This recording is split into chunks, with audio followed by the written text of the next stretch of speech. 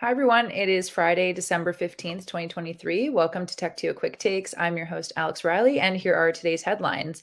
KOHO giving us some optimism to close out the year. Have we seen fundraising return for Canadian startups heading into 2024? And we share some of our takes on the top trends shared by you and your questions heading into the new year. And to help break it all down and answer those is Alex Norman joining me. Hi. Hey, Alex, how you doing? I'm good. It's again close to Christmas, holiday season. Today's our last episode of the year, which What? is obviously bittersweet, but very exciting to kind of look ahead to the new year and obviously, just kind of go through a lot of the highlights from this year. So excited to chat with I, you. I was hoping to do Boxing Day special, and we could talk about all the stuff we wish didn't happen this year, or we could Boxing Day. I return. don't know if my family would be Yeah, happy. I don't know if your family might be happy either with uh, you taking I'm a gonna holiday hopefully to be record. somewhere where I throw my family in the pool, and they won't notice if I'm doing, and they'll let me catch up on work. Sneak away for 30 minutes and do it. Okay, maybe I'll consider that. Time will tell. But anyways, Exactly. And maybe if there's something insane that we need to talk about over the holidays, we'll jump on quickly well, and you do know, it. the big news always breaks on the 25th. Of course, yeah. It always happens when we think, we've seen kind of everything, and there's always a little bit of there's not much news, and then of course, we'll talk about it and realize that something big happened, kind of like just after we had said that. So maybe we don't want to jinx ourselves. Big episode today, lots to talk about. So just in terms of this news that I want to get into first, just around KOHO, obviously we haven't seen many large rounds this year. Before we go into maybe why that is and more about this round, just overall, what's the news here? So last week, KOHO announced an 86 million Canadian round of financing with participation from a long list of investors. Notable ones are Drive Capital of Columbus, Eldridge Industries, which is family office, basically Hoop, which is a Canadian pension plan, Portage Round 13, BDC, which are all Canadian funds, and TTV. And so it's an interesting group of investors, some individuals or family offices, some a pension plan, a U.S. investor, Canadian investors. So $86 million and a lot of people contributing. Yeah, and I kind of just alluded to this. We haven't seen many large rounds this year. So just in your opinion, does this have the markings of being something that's really successful? Well, I think everything's context dependent. Right. Kind of don't like using that term after some recent events, but I guess I just did. The company KOHO claimed that the valuation was equivalent to the prior round at $800 million. If you go back a couple of years in the normal environments, companies are hoping to increase valuation between rounds. But given the current environment, where there's not many rounds being done, late stage rounds being done, and the ones lots of them seem to have that get announced either look like down rounds or have a lot of structure, this could be a successful one, especially if it did not include any structure, which is not clear by the announcements or what we've seen. But assuming there's no structure, being flat is a pretty good thing. Right. And just like in terms of maybe like the downside to new investors and like terms that might be included to like protect a downside for new investors, can you just take us through what those would be and just to help us understand that? Yeah. So Alex, like you've probably heard the term structure bandied around the ecosystem or in news. No one really defines it. So there's a lot of different ways that structure can be added to a deal. Yeah. So I'll go through a common one. The one that's most people think of right away is what's called a liquidation preference. What this does, it provides the new investors the right to receive their investment back before any other shareholder during the liquidity event. So if the company's sold or the company goes public, usually not an issue, the company goes public. And this basically guarantees that if there is a liquidation event, or ensures, maybe doesn't guarantee is a strong word, that those investors will get their initial investment before the remaining proceeds are distributed among other shareholders. In good times, late stage investors will get one-time liquidation preference. In a structured deal, you can see 2 to 4 times liquidation preference. So let me make this concrete. So let's say this round, let's just pick KOHO as an example. Let's say there's a one-time liquidation preference. Company, they invested $86 million. in the situation where the company sells for less than $800 million, these investors will get $86 million in exchange for their shares. So let's say it sells for $400 million. And the investors who thought they owned more, all the other shareholders will get less than they expected because they're getting a smaller percent because they're basically getting crammed down. Now let's take it to the extreme situation. Let's say there's a 4 times liquidation preference here. So even if there was an increase in value over the next year, and so let's say it's sold for $1 billion. So that 86, becomes roughly 340 million. So the first 340 million goes to these current investors to get them to 4 times, and then everyone else shares in the proceeds. Now, what happens? Let's say it's a $5 billion exit, even if there's a 4 times liquidation preference. These liquidation preferences don't come into play, and these shareholders get their percentage of the company they own. So as you can see, liquidation preferences let you share the upside but protect the downside. Now, in some cases, there's a thing called participating preferred. Okay. And stop me if you have any questions. In this case, investors first get their money back, like the liquidation preference, and then also participate in pro rata and distribution of remaining shareholders. So let's make this clear. They'd get their $86 million back, and then they'll get whatever percent they would own as a percent of the shareholders. So they're basically double dipping. You don't see this much in good times. You might see this in structured deal. The ones that don't get talked as much, and we could do 20 of these. I'm just going to what I think the 4 most common is what's called anti-dilution provisions. Okay. Basically, it says, hey, if you do a down round, we're gonna still own the same percent after that. So let's say next round, again, KOHO is at 400 million, and these investors own roughly 20% of the business. They will get topped up on shares, so they still own 20% because they're not going to get crammed down to own less. Finally, there's redemption right. This says, hey, basically we don't want to be locked in. We want to be able to force an exit at some point. So 3 years from now or 5 years from now, there's no clear line of sight to an exit. We can force you to repurchase the shares. Right. And again, it says I wrote typically 5 to 7 years. It may be, and all these are, at best in a good market. Sometimes you see liquidation preferences. You see sometimes anti-dilution, but a structured deal could have multiples liquidation, could have participating preferred, could have a bunch of these and other control. So that's what you've seen enter the market that's not talked about. And is this like pretty standard, obviously, just across the board, like something that like you'd be seeing on a regular basis? Like, is this what an investor would be asking for? Not in 2021. Okay. Maybe now, right? Maybe now. Okay. When do there's 2 reasons they come into play. If the round, so the first thing that everyone negotiates and what we always talk about is valuation and what percent of the company you're owning. Yeah. I think the stronger the company is and the more, let's call it, fair for every party involved, the less structure you have. But like in this current market, some may have a company that's performing well, but the last round was quite aggressive, and now in the current market it's not worth as much. A founder may want to maintain the valuation, and then the investors may ask for these terms. So all of this is a negotiation. I don't think anything, what's standard depends on cycle and environment in the company, and it's all negotiation, just like what the valuation of the company is. Right. No, I think that's good to know. And it's obviously something we don't maybe all the time go into, like all the details about maybe the risk side of things as much. So just that aside, why was this raise able to come together, and especially on preferable terms for KOHO?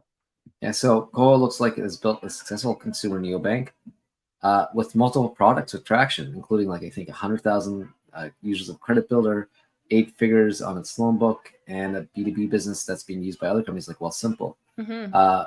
In the last year, the company doubled its revenue to $100 million, which, going from 50 to $100 million is quite impressive. You've doubled off a strong base. Once companies say we doubled, they start at $1 million, but when we start at 50 to add another 50, that's pretty impressive. Yeah. And the company claims the unit economics are positive and growing. So my guess is what you're seeing here is they've maintained customer acquisition cost, and they've added all these new products which they now know how to cross-sell. So the revenue they're generating per customer has increased. And so they can now justify either paying more to get customers and grow faster, or they can keep, their acquisition costs hopefully the same and just have, more positive financial statements.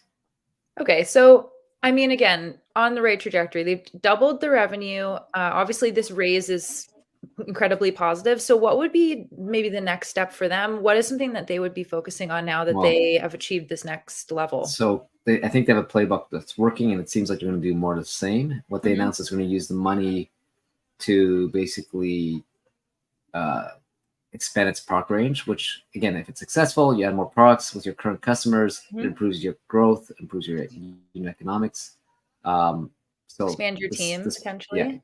expand the Yep. team. Well, they're going to expand the team to do this, but like what I'm saying is, instead of like just saying, hey, let's basically get more products and own more of the customer relationship, which makes it more profitable for us. And just lastly, what's just the takeaway here for everyone from this? You know, it's funny. Many in the ecosystem talk about the need to focus. Eventually, it pays off. If you have, eventually it pays off to have a suite of products. If done right, it enables you to sell more to your customers, increasing revenue, improving margins, just like we discussed. And when you do that, it enables companies to grow in multiple ways. One is you can grow revenue with each customer, or you can spend more to acquire more customers because you can make more revenue off them and grow faster. So focus is a key word, but eventually every company wants to scale beyond what they've started at. And so the question is just how fast can you do it and when's the right time to do it? And I guess the last thing is profitable growth will be valued by investors no matter what condition the market is in. The market seems to stabilize right now, and we may start seeing more and more late stage growth rounds announced. And just speaking of, I guess, like more fundraising announcements and more, I guess, like positive uptick for the ecosystem. Something we haven't seen in a really long time and been talking about on this show, especially in a really long time, is just the uptick in funding announcements, especially recently. So for this next headline, we've again kind of packaged up a few. We like to do that. So hoping that you can just start with just what the news is and just kind of run through those announcements.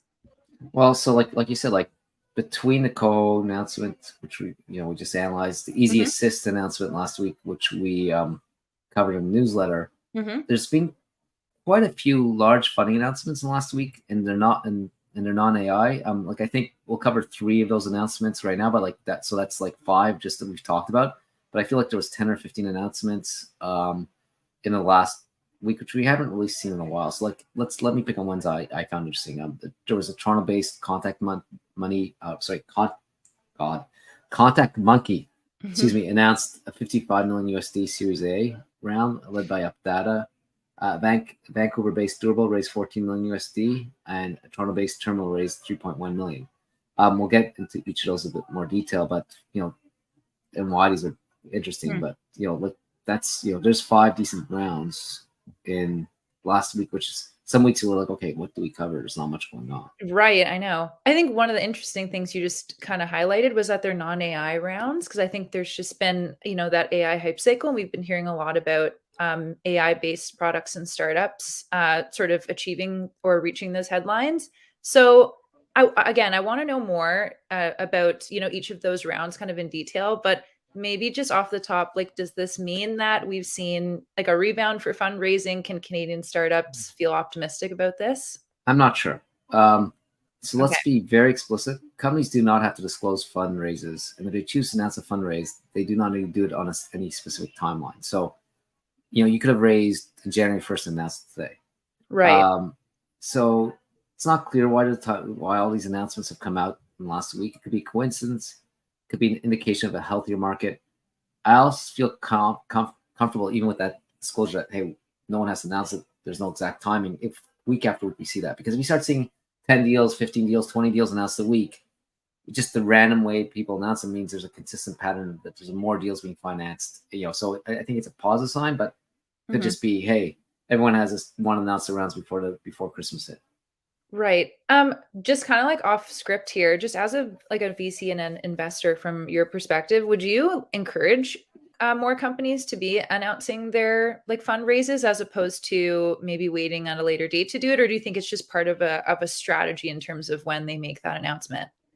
I think generally disclose around when there's a purpose of disclosing. Okay. Right. And I think it became I think the reason you saw so many rounds announced so quickly in 2020 and 21 was there was impossible to recruit and financing gave you an air of credibility with potential employees, which is a bit counterintuitive because you just increase the share price they're getting in at. Yeah. But it's like, hey, we got around from Sequoia, and we got one last year from A16Z. We know what we're doing because these investors are great. So I think that was the big driver of announcements. I think normally there was upsides and downsides announcements, and you have to think of the strategy of why you're announcing it and where you're announcing it and how you're announcing it. So it's different. Like, we covered the Easy Assist one last week in our newsletter because I'm an investor and I said, here's why I invest in it. And there was reasons they decided to announce the round. Okay. Yeah, thank you. I've just always been curious about potential strategy involved in making those announcements. So just back to these rounds, is there anything important to note that you think is worth highlighting about maybe just these specific ones? So again, the promising part of these announcements, I think there's very little in common. Yes, you have 2 early stage AI companies, Easy Assist and Durable. No Canadian investor appears to participate in Contact Monkey or Durable rounds. But if you look at these deals and the other ones that were announced over the past week, they're from multiple sectors and at multiple stages with multiple different investors. So this is the most positive signal of what was announced. And is there anything about these deals that we maybe haven't covered previously in detail? Okay, well, why don't we take the 3 deals and let's compare them and show you how different they are. Let's start with Contact Monkey. To be honest, this feels more like a private equity investment than a traditional venture capital round. Okay. Company was founded in 2010, so it's not a brand new company. They've previously raised very little outside financing. It's not clear if they raised none or some. If you look around, the company claimed it was the first round. I think BetaKit claims that they announced the round like in 2012. So, but either ways, over 13 years, not much has been raised. The company is also profitable. So this round was large. It consists of one investor with expertise in the company's market. So 55 million, company that's 13 years old. It's raised very little outside money. It's profitable. Doesn't sound like a typical VC. And it's raising to capitalize on the tailwinds of employers looking to better engagement with employees. And they're going to take the money to invest in marketing and sales. So they seem to have a playbook. They want to put more on it. They were able to raise because they have strong unit economics and this clear path to growth. So that's one of the raises announced. Second one, let's pick with the other Toronto company, Terminal. This reads like a traditional early stage venture capital round. Founders have previously worked with a high growth startup, in this case North One, which is like an API neobank. They went through Y Combinator. Again, great type.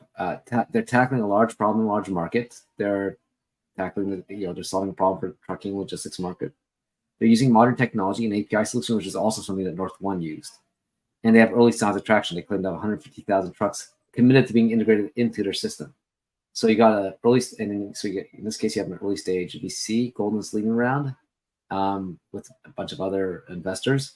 And they're doing this in anticipation that the company can continue to scale and build a massive company. So like Contact Monkey feels like private equity.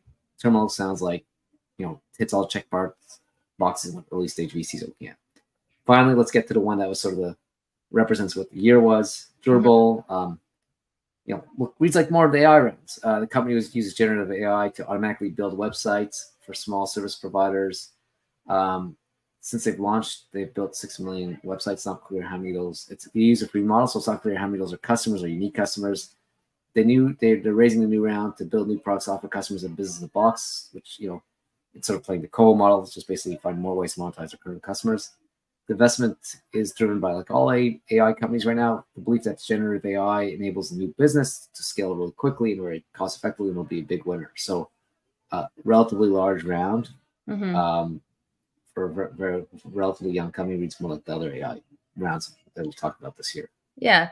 And just before we move on, I know there's been a lot of takeaways in terms of, why maybe we kind of saw a flurry of announcements, making headlines recently and the choice about, when a company should announce their fundraise. Was there any, I guess, just takeaways or things that are important to highlight from these announcements for our community? It's not clear if this was last week's a little holiday gift that will repeat in the year, or if this is the start of a new upward trend. Either way, look, seeing companies announce funding rounds, It's good for the ecosystem, and most of these companies have announced that explicitly stated are going to be hiring. So, and I'm starting to hear rumblings across the ecosystem. The labor market's getting a bit tighter, and jobs are getting a bit harder to fill. So I think Yeah. this underlines a trend that I think if there was a slack in the job market for tech people, that it's going to be less slacky in 2024. If there's, and I don't know if that's the real word. Okay. You can check the dictionary. Slacky is a real A word. slacky. Well, maybe we just created our own word. I've never heard it before, but it makes sense to me. So, okay. Thank you. And just lastly, I know we said for a while we kind of wanted to do a look ahead to, 2024. Obviously, it's hard to tell the future, but it's interesting to see where the community has maybe questions, concerns, or where they see certain industries going and trends emerging. So we did a call out to our insiders and also on social, for people to just share, questions they had, or again, trends and topics they wanted us to talk about. So I've chose 4 because if I Okay. kept all of them, we would be talking for, I think, 2 hours, 3 hours maybe. But, maybe we can do a follow-up if we don't hit, everything that people wanted us to talk about. So I'm interested to get your perspective as someone who you look at a lot of startups and companies and stories behind, why a company is created and meeting founders, all the time. So one of the subjects was companies having brand stories, I guess, to maybe use as a marketing tool or as a way to build relationships with investors, customers, etc. So why do you think this is something that's going to be really important in 2024 for So startups? two immediate reactions when I hear this is, are we talking about positioning or branding? And like, brand, like, are we talking about, hey, this is what we do, or the eBay story we started with Pez, and now we're doing I everything. would I would just say positioning, perhaps. So Yeah. so I don't think this is a new trend. I think this has always been important. If you can't position yourself and tell why you exist, and what your brand stands for, Mm-hmm. and then there's merit again. It depends if you're talking about positioning and overall values. It just makes it harder to compete. Um, you know, why does someone buy a Ferrari versus a Toyota? Like, you know, there's markets are similar to what and why does someone go work at Toyota versus Ferrari? Hey, Ferrari, it's calling for me. So I think for customers to understand to consider you and choose you, you have to have the right brand story and positioning. For employees, they have to beyond getting a salary. If you want to attract people, they have to be excited about what you stand for, what you're trying to build, and what type of experience they can expect there. Mm-hmm. For investors, I think the understanding there is also they look at it more as why are you the right founders for this? Why is this the right team? And then they also look, if you can tell this brand story better, hey, you should be you'll be able to get better employees and sell the customers better. So it's like, hey, if you Right. can't tell this, why will you win? Yeah. Have you ever had an instance where you've had two, I guess, like businesses or startups pitch you something that they've been very similar, but one has maybe told the story better and that has maybe swayed you to want to invest or even just have a relationship with one versus the other? Not offhand that I can recollect two exact same companies, but like, look, founders that can communicate and tell you why the company exists, why they're going to win, which is branding positioning, are Mm-hmm. going to always be much more compelling to an investor than someone saying, hey, generative AI is here. I noticed this problem with, I don't know, doing last mile logistics and delays, and 6 other people doing it, but we'll out execute them. Like, Mm-hmm. right? Like, we're humans, and humans are a very social creature. And telling a story is how stuff resonates with you. I also believe communities are important, but like, so I can't think of the exact story, but like, I think when a team comes in and they have a story, why are we doing this? What's the opportunity? What's our, how are we uniquely positioned, and why does it going to resonate with customers? It's much stronger than, and you can, and it just resonates with me, and I can go validate it with their potential customers. It makes it a much easier investment. Right. One of the things I saw recently too that we're not going to go into too much detail about here, but it's the goodwill marketing concept, which kind of falls, I guess, into like building a brand story or building that reputation. Did you see the videos that Stanley did about like the cup where the girl's car caught on fire and she lost her vehicle, but the Stanley Cup still survived, and they bought her a new car, and it was an entire marketing strategy, which obviously built up a bit of a brand reputation. Would things like that just like spark you, or is there maybe should be more of a marketing focus for companies? Well, again, this is why I talk about brand versus positioning. I think, I think stories that people can resonate with, either in a business or in a business way, like, hey, this will help me my job, or a consumer way, helps reinforce a brand and positioning. So going back to the, everyone still remembers this false narrative that eBay made. I guess everyone of a certain age, of how they started off selling Pez dispensers for Pierre's girlfriend, I think it was. Okay. Right? That's not the actual story, but that's where some communication, because it's personal, it's quirky, it's unique, you can relate to it. Yeah. And then, they built this big company, someone is, I think I was listening to another podcast where someone said, every media likes hearing how someone started with a small business, became a big idea. No one wants to hear you start with a big idea and became big, right? Because it makes it more personal, makes it more enjoyable. Like, I think on social media, you're seeing a lot of people now take advantage of, smart social media, smart brands looking at social media and seeing someone complain about a brand and acting on it. There's a recent one where I think someone's complaining that Patagonia may be getting a brand on this. Someone's hiking up and doing a live stream on TikTok or YouTube and saying, and it didn't keep her dry. Yeah. And didn't keep her dry. And then someone from the local store went and met her at the top of the mountain and gave her one and apologized. And they took a bad situation and said, look, we care about our customers. We care, and people talked about that and resonates with people. And anyone that saw that story will associate that brand with forever. So like, I don't think you position yourself or win a brand and positioning by that, but I think those little stories help become alive and become more real to people that are familiar with you. Yeah. No, just something I thought was really cool to highlight, and obviously important concept. So one, just to move along, another thing we've been talking about a lot this year is just AI and the future of work, and just what we're seeing. So is there anything specific that has maybe evolved the last time we've talked about this that you see, AI just really reshaping the nature of tech jobs in Canada, or even creating? Well, there's two ways. I think there's 2 or 3 ways that AI is being applied. One is making people more efficient. Yeah.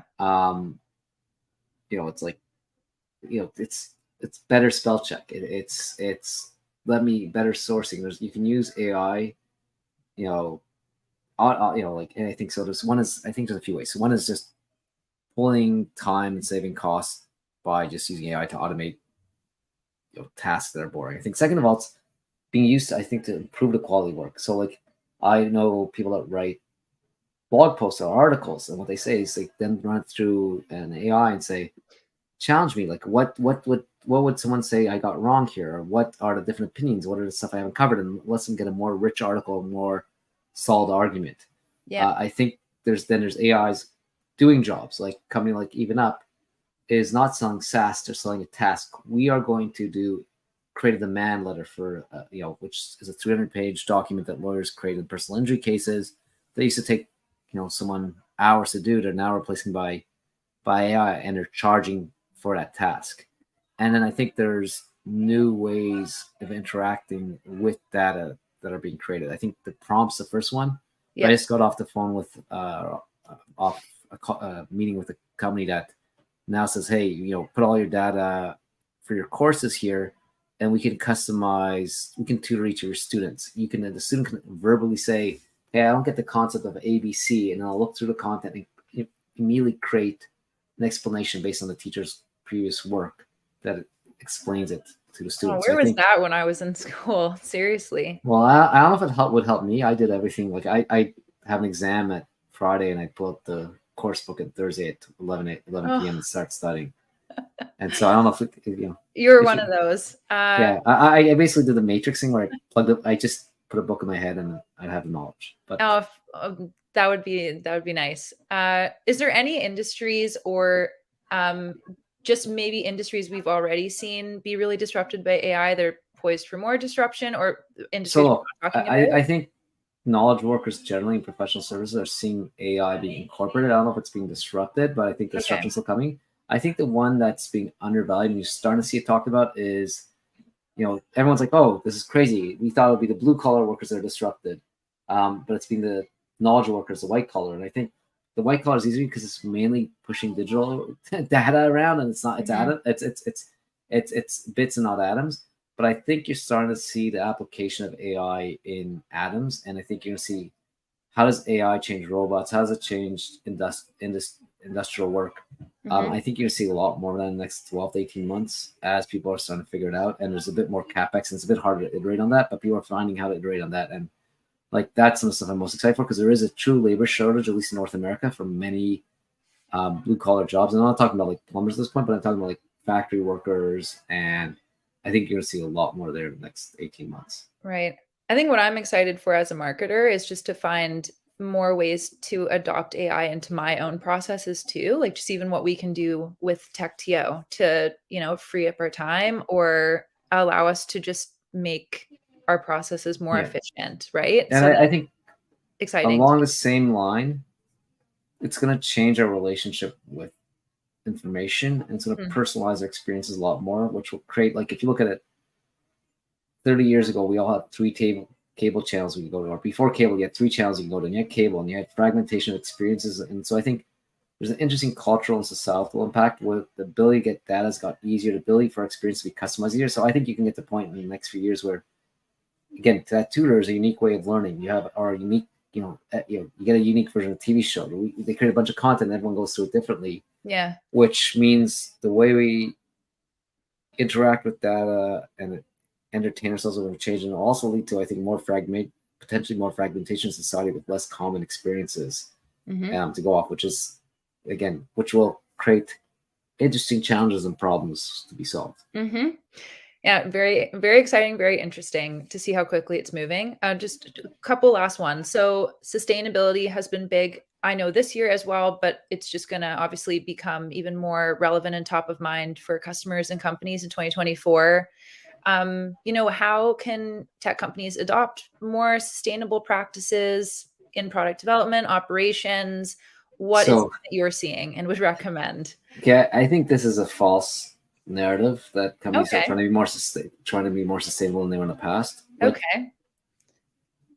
I think, again, I think every time a new company is created, they're automatically encouraged to be more sustainable than their peers, because Hmm. to create value, you have to you deliver 10 times more value. You either do it by creating new breakthrough technology, or serving someone in a way you couldn't before, or by pulling costs out. And the best way to be pulling costs out is to be more sustainable. So, like, lots of companies, even before the current climate change or sustainability movement, would look and say, how can we use less electricity? How can we use less water? And I think that trend is just there anyways. And I think Yeah. companies are always trying to do stuff more efficient.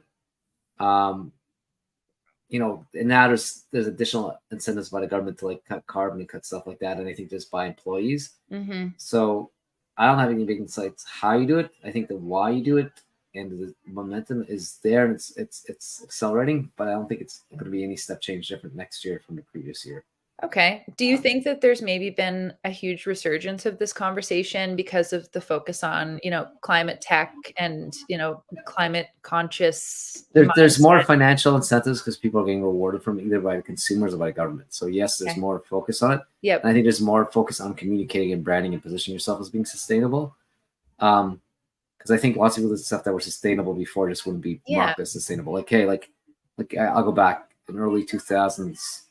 I worked at a project for manufacturing, and we reduced the water usage of that company by 90%, and it was just because the technology was better, and what the cost of water had gone up when they served and saved the company some like $20 million a year, but they Hmm. never said that's sustainable. That was just improving bottom line. Right. Um, I think what new technology is out there right now is AI, and it can help with sustainability because, like, I've seen someone that showed, hey, we use AI to cut the pieces from this manufacturing process, and, Hmm. you have reducing waste by 30%.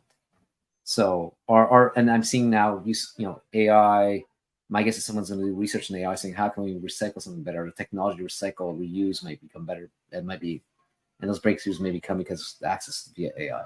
Yeah. I also think as consumers, we're doing more research on our end too. So this is just Yeah. something that is becoming more, I guess, readily available because we're looking for it. Okay. Last trend. And I guess was a trend this year too, but profitability in 2024. We've seen the market just continue to fluctuate as it usually does. But I know there's been a lot of changes this year, especially, and a lot of adaptability that's been needed for startups and especially in tech. So, what approaches do you think are So going to be crucial for profitability in this evolving market for I next year? think the desire for profitability isn't. There's three. I guess not necessarily counter trends for profitability in 24. I think there's going to be a whole cohort of companies that are not able to raise favorable rounds and will be forced to be profitable or try to get to be profitable. I think there's a bunch of new founders that want more optionality early on and realize that relying, they've seen from their peers that always relying on more capital based on growth is not a good way to control your destiny. So there's companies that are founded in the last couple of years will have more desire to get to profitability faster. And I think there's a third group, as the market stabilizes and venture capitalists deploy more and more capital, they'll be encouraging a bunch of companies to ignore profitability for the sake of growth. Maybe not the same extent as 2020 and 2021. And you'll see a bunch of companies, just like lots of AI companies, can have smart unit economics, but be desire to grow faster, capture network effects. So I think you're gonna have a few different ways of approach that. I guess I don't know if that's what you're asking. If you're asking about the strategy to be. Oh, it's funny. I was actually going to follow up with just more of like a strategy. I guess as a final kind of question, what is in a strategy and an approach? So one strategy I've seen interestingly is the use of AI to do, and this is actually maybe a fourth thing that AI. I've seen a lot of companies adopt AI to improve processing, cut costs, or cut people. Mm-hmm. I think AI will allow people to scale much faster. And lots of companies will say, "Okay, I don't have 50 people. Can I do this with 20 people?" I think that's one thing. Is how can we do more with less and using and leveraging AI to get there? And I think the other thing is, I think a lot more companies will try to. And this is probably 20. I don't know if there's much room in this 24 versus 23, but charge more for the product. Let's only enter profitable relationships with customers and charge. Let's give up a bit of growth to get a cash flow positive relationship. Do you think that they would risk churn though by doing that, by having maybe things be more expensive than a comparable? They probably not going to acquire as many customers, but the customers they acquire will be much more profitable, and that's a trade off every company has to do, and you have to know why you're doing it. Okay. Oh, thank you. We covered a lot. And I think that was only for, I guess, like top topics or trends, if you will, that people were interested in hearing more about. So I'm sure there's many that we weren't able to get to and that you'll probably want to hear about. So just make sure to comment and share your feedback. Alex, before we go, is our last episode, but we have a lot to look forward to in 2024. We kick off our events in January. We have one January 17th. That was actually, we changed the date of that one. So that's at Rotman, which is very exciting. Good way to kick off the year. And then also February 12th, we have another one at Rotman, and we have a marketing one on February 26th, which will be at 111. So lots coming up. So, and if you're looking for something to do over the holidays, I ask for two things. One, give a gift to your friends, point them to our podcast or your newsletter, especially if they want to get into tech, are in tech, they're thinking founding company. That'd be a gift to us too, and we really appreciate it. And two, if you're bored and you there's nothing else to binge watch on Netflix or any other streaming channels, go check out the Tech Toronto content. We have now, I think, something like 3,000 videos of past speakers. I think more than that. I think like over 4,000. It's the gift that keeps on giving because it's the gift of knowledge. Yeah, and I think maybe I'm looking at that company that's taking the content, like giving one-on-one experiences. Maybe we'll have to try that. Maybe I'll get my 8-year-old. That's going to be the gift I gave my 8-year-old for Christmas. Let's see what he says. There you go. I think I'm going to take a journey back through the archives too and see what we can be using for 2024 and just going back over all the content we have. All right. Well, Alex, this was a great last episode. Sad that it's our final one for 2023, but it was a great year and obviously love doing these with you. I hope that everyone has enjoyed what we've been covering this year, and please share your feedback on what you want to hear more about next year, less about. We would love it. And just please leave us a rating as well. All right. Well, thanks, Alex, for a great 2023. Thanks, Alex. I hope you have a great holidays. And You I look as forward well. to 2024. Wow, that sounds scary. No, it does. It does sound scary. I feel like But I was just saying, let's welcome 2000. I'm a bit older than you. So 2000 felt like a new year 24 years ago. God. I know, 2024. It's so crazy. All right. Well, anyways, thank you so much, Alex. Thanks everyone for listening and sharing this podcast and sharing your feedback and joining us in 2023. We're excited to bring you more episodes like this in 2024. Don't forget to like and subscribe wherever you're watching or listening. And we will see you in the new year. Until then, have a very happy holiday season and a happy new year. And we'll see you on the inside. We're in the business of delivering impossible things. We're in the business of delivering things that nobody's ever seen before. If you build that culture, you'll come up with really cool and innovative stuff, and literally could be in the next multi-billion-dollar idea. So this conversation is largely going to be about scaling yourself and scaling your leadership team. I want to talk about one of the biggest struggles that I think a lot of startups face early on, which is building initial traction.